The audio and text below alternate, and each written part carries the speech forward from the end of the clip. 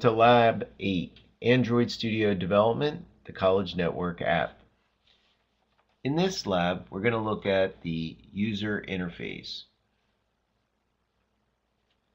Let's look at an overview of what we want to accomplish.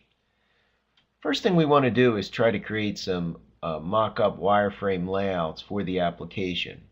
We'll lay out the banner area, the navigation area, and then the main content area. So after we create the mock-up wireframes for the app, then we'll go into the construction of the UI. We'll go through the banner area, the calendar view area, we'll do the navigation buttons, and then the frame layouts needed for the project, which consist of the networks, the friends, the activities, and the profile. Then we'll just make sure that it runs. Alright, so the first thing that we want to do for the user interface is we want to create the wireframe. And a wireframe doesn't really contain any cosmetics. It's really there to just kind of show us the structure, the basic structure of the app that we're trying to create, and then we can kind of tie our widgets into those particular areas. So to perform this, you don't really need any expensive layout tools. A lot of times I just use PowerPoint, Word, or Visio, and in these applications they have shape tools, and you can just use square blocks to lay out an outline using the stroke part of it, and then you can put blocks within blocks and you can lay things out. Now, there are great online tools. You can go to these different websites like Go Mockingbird is really nice, and you can they have a lot of different UI designers for mobile devices, and that works out really nice. And sometimes they have collaborative team. You might have to pay, it might be free, depending on if you can save your work, but it does work in a nice collaborative environment. So what we'll try to do is section out the different areas, and off to the right, what you can see there is the activity main.xml. I've tried to lay it out. The outer box is it's a linear layout, so we're just going to kind of stack things on top of it as we linearly go down the from the top to the bottom. So we start out with the banner area. We put our image view in there. Then we create the nav bar area where I put the buttons. And to lay out the buttons, again, I'm using a linear layout. Then inside the content area, we're going to use a frame layout because we're going to change the frame depending on which button, networks, friends, activities, or profile that they select. So we'll start out with the content area being a calendar view for our project. So again, we want to pick the best layout to organize our design. I think a linear layout works well because we're stacking them up. I don't think that'll be a problem. So we'll try to pick the widgets that best represent each content area. I mean, think about the tools that you have in your tool bag that you've been learning. And, I decided to use a linear layout. I'm going to use an image view for the banner. We got buttons there. I'm going to use the button frame layout for my content area. And then I'm going to put a calendar view. I'm going to use a scroll view and a grid view and maybe some text views also to create what I need. But what's really nice is this gives you kind of a layout, starting point, and it communicates your vision of what you're trying to construct, which is pretty nice. Okay, so I broke it down into the areas, the content areas, with my wireframes, and a lot of times this would be in some kind of technical spec that would lay it out so a developer would then know how to build the application. So I created a wireframe for each content area, one for networks, one for friends, and notice the banner and the navigation bar areas do not change. All we're doing is basically we're going to take a frame layout and hide it or make it visible. So all these frames are kind of stacked on top of each other. They're just only one will be shown at a time. So we'll pick the widgets again that best represent our design. And I wanted to use the scroll view and the grid view so that when we get our data set, we can scroll through the networks and then also have a grid view of the networks that are in there. Same for the activities content area, again using scroll view, grid view. The profile content form area, this is going to consist of just a form where you could put in an image, and name, password, email, and phone. And again, using linear layout all wrapped inside of a frame layout, so it'll just be stacked on top of each other. All right, so to create an Android project, we've been down this road before. Put in the College Network app and then your last name, like I did, College Network app, Oak, and make sure the company domain. I put ist402.psu.edu. Project location, just take note of that, and then I targeted again API 19, the KitKat. All right, so the just put the title in there, College Network app or College Network Oak, but try to put something in there so you recognize it. All right, so let's start the construction here. The first thing that we want to do, we're inside of a relative layout. So inside of the relative layout, I'm putting a linear layout inside of that.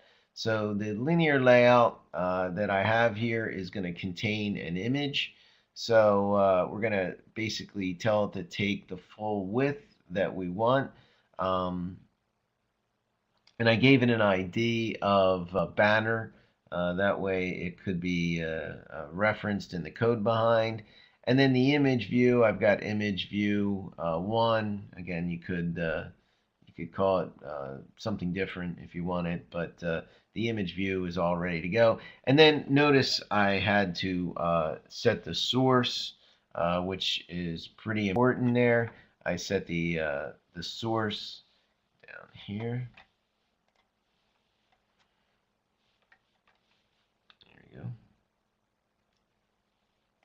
Right, so we got src, which is source, and I put it in the drawable, which I'll show you in a second, and it's just named classroom. So let's go over to Android Studio, and let's open up the app. Now I already stepped through it, and I have the app, the UI constructed already. So that you guys could see what the end product looks like. And here's my image, my nav, and here is the calendar. So this is where the drawable directory folder is located. And then that is where I put the classroom PNG portable network graphic file. So it's under drawable, classroom, and that is where we're getting it from. Good. So, and you can see I'm showing you that there. Okay, good. So once we have that, and let's go back to our code. And you can see underneath relative layout here, we've got our banner with our image view here. And I can go back on the, let's see, zoom in for you. Okay, so here is the linear layout, and inside of that, all I have is the image view, and there's my source, drawable classroom, and it does show. You want to go to the design, make sure that it does show the way you expect it to show. So nav is the next area. Again, it's using a linear layout to basically set each one next to each other. So we've got networks, friends, activities, and profile, and all they are just buttons right next to each other. So let's take a look at the code behind. Okay, there we go. So here is the linear layout. All right, the orientation has changed. Notice it's horizontal for this one, and that's so we can get the buttons next to each other. And the button there that we're looking at, the first one is networks. It's ID with networks. Then we've got friends, which I guess it set it for 3. You don't really have to do that. Just make it friends.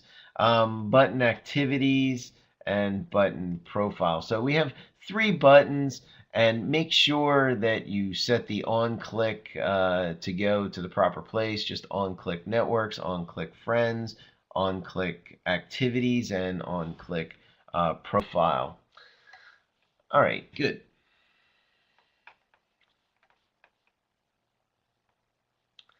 One thing I did notice you want to be careful of. Okay, so notice this linear layout is the layout below the banner, so that it's going to go right below that. So just keep an eye on that. That looks good. Okay.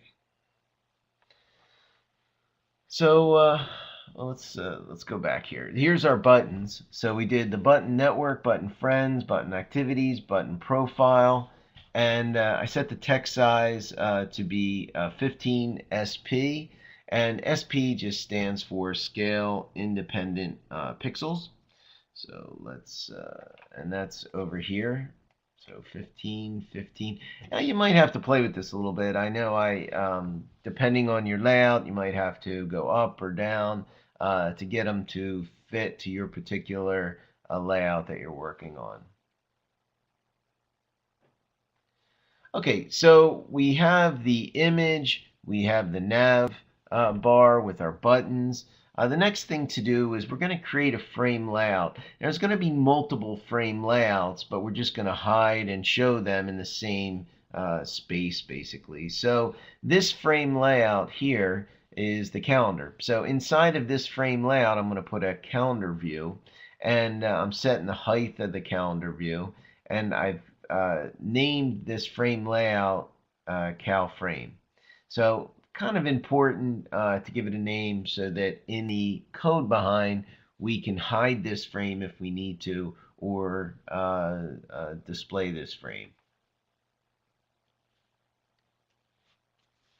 So for the next few content areas, right, we have networks, and then friends, and then activities, and then profile being the last one. So these are going to be framed areas that will replace where the calendar is. We're just going to hide that, and then we're going to show the networks. Now, for this lab, the networks are actually going to come from a database. So we're going to get all of our networks pulled down from that, and we're going to put those into the grid, our current networks, or we could also search for networks. So let's get let's use the database to set up our current networks. Okay, so to do that, we're going to create a networks content area. We use another frame layout. So this will go right below this frame layout. So in this frame layout, though, we're going to set the visibility, right? That's the key thing here. We're setting at design time the visibility to be gone. So what that'll do is it'll hide this frame. So the scroll and the grid view that are included or enveloped inside of this will not be shown. And programmatically in the code behind, in the Java code, when they click on the button, what we can do then is hide the calendar and make this frame called grid frame networks. We can kind of make that visible. All right, so that's the important thing, and we'll dynamically control that in the code behind. So when we get to the next lab after this.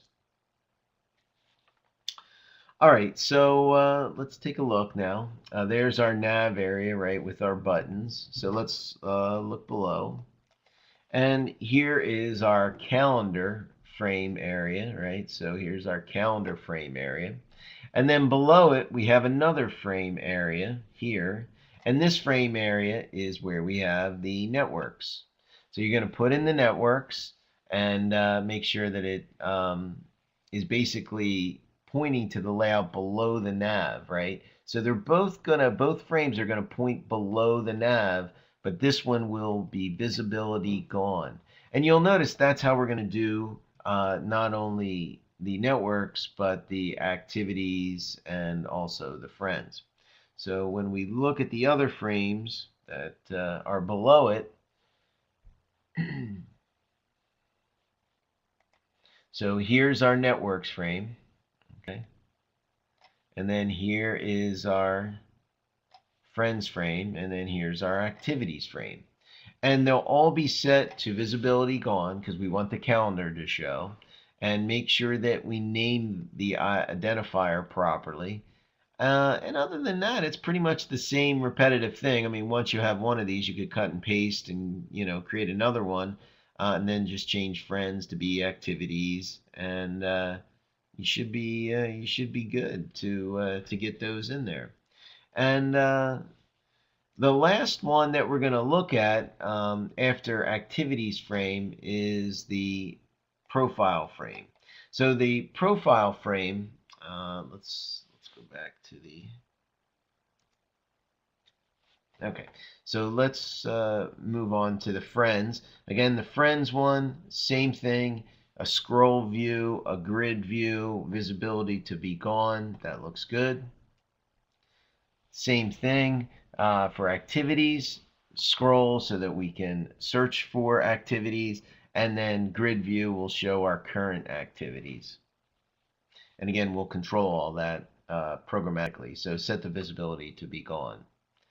The last area that we want to work on is the profile content form area. So again, it's a frame layout, and I'm using the linear layout. But instead of going horizontal like we did with the buttons, notice we're going vertical here, so that they vertically just kind of stack up right on each other.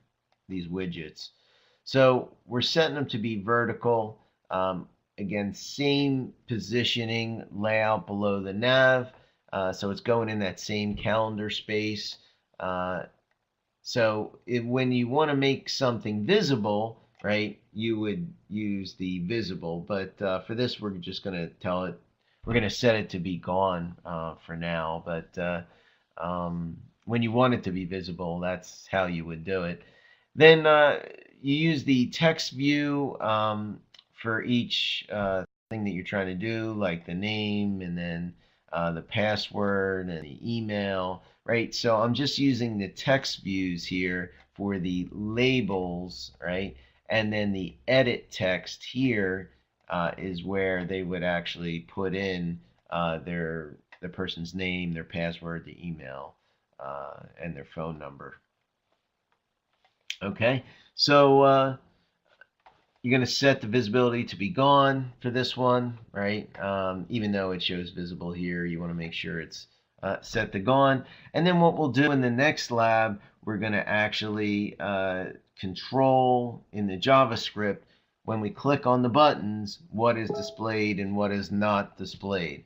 So that is pretty much the lecture, and when you run it, that's what it should look like. Since we don't have any code behind the networks, friends buttons, activities, and profile, you can't click on these yet because we actually need to programmatically handle that. So I hope you guys enjoyed the lab, and look forward to the next lab 9, where we start putting some code behind this UI.